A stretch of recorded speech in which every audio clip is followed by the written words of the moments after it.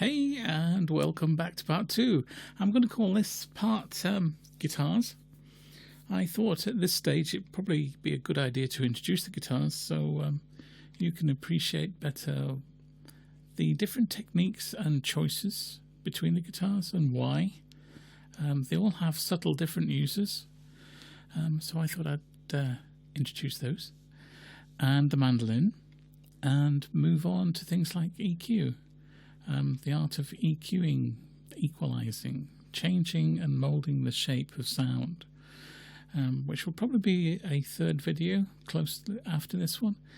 So I thought the best way to do this is to bring the camera in close, because if I push the camera back so that you can see the guitar, you won't really be able to see what I'm doing. So forgive me for bringing the camera in close, but I think you'll get a better insight into what's going on with the guitar if I bring it right close in. So I'll pause this and bring in the guitar. Welcome back. Now this is not a guitar. Yeah, it's good, isn't it? I do all the introduction about guitars, then I show you something that's not a guitar. This is the mandolin I use. It's an ovation mandolin.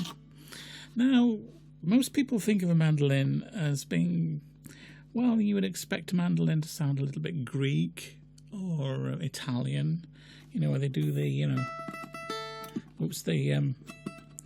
the ringing on the note.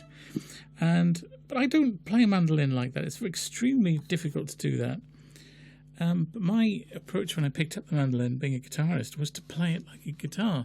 I had seen 1970s groups like Lindisfarne, people who did Fog on the Tyne and things like that. And they had tuned the mandolin so it was similar to a guitar. And they were strumming it and playing chords on it, approaching it in a entirely different way, in a very, very folk manner. And I picked that up. And so I tune my mandolin into a chord and then pick out a note on the top string here.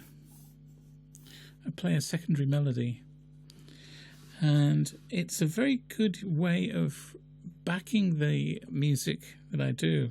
If I'm wanting a very high octave and higher octave, tiny strings that is much higher than a guitar, and you get that crisp treble ringing sound, and I would play it sort of melodically, so you get this type sound to it. It's so very ringing.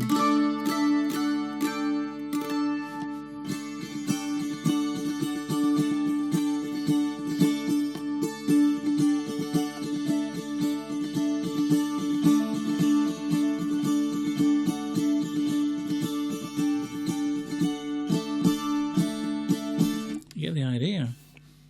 So if I get that going on behind the guitars, it all comes down to EQ, which I'll explain later. When you're mixing music, you're looking for holes in space, holes in the frequency of the sound. And if you've got too many instruments that all sound similar, they're all fighting on the same frequency band, and it just makes the music sound muddy. So sometimes a strumming guitar can just clutter the sound too much, dominates the sound too much, so all the other subtleties don't come through. They just get lost in this sea of sound and this sandwich.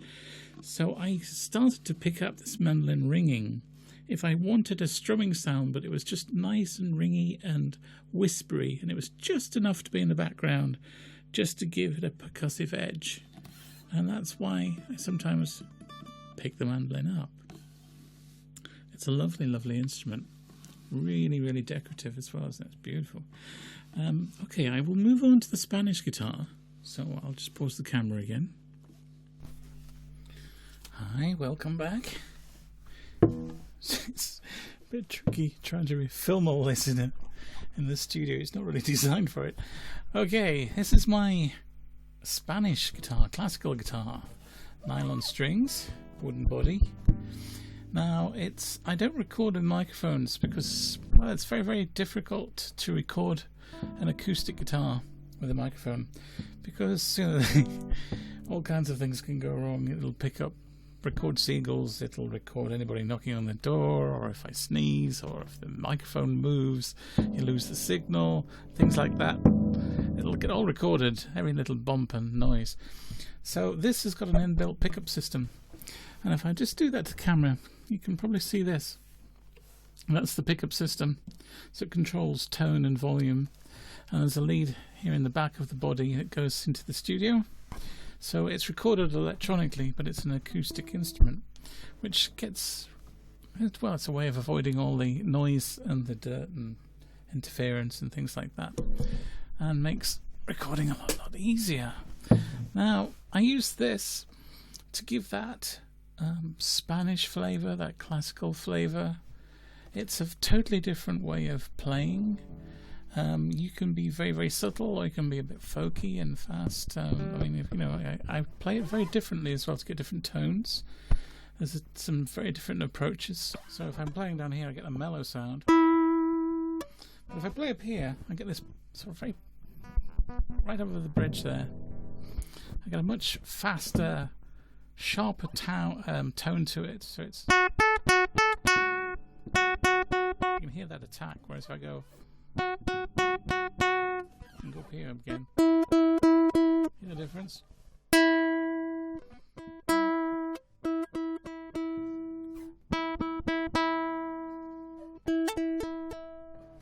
So if I'm trying to play softly, and it's something that's a little bit more romantic sounding or emotional, I'll be playing down here.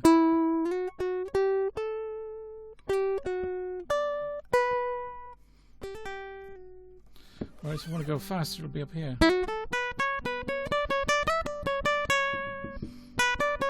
Which is a bit more flamenco, I suppose, really.